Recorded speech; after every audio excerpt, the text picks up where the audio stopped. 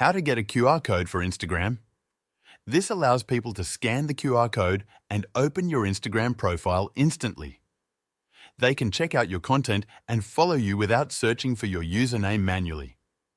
Open the Instagram app on your phone and go to your profile by tapping on your profile icon in the bottom right corner. Once you're on your profile page, tap on the Share Profile option in your profile menu on the top. Instagram will automatically generate a QR code for your profile. You can take a screenshot of this QR code, print it, or share it directly using the options below. If you tap on the background of the QR code, you will see different customization options. Tapping on the background will change the color scheme.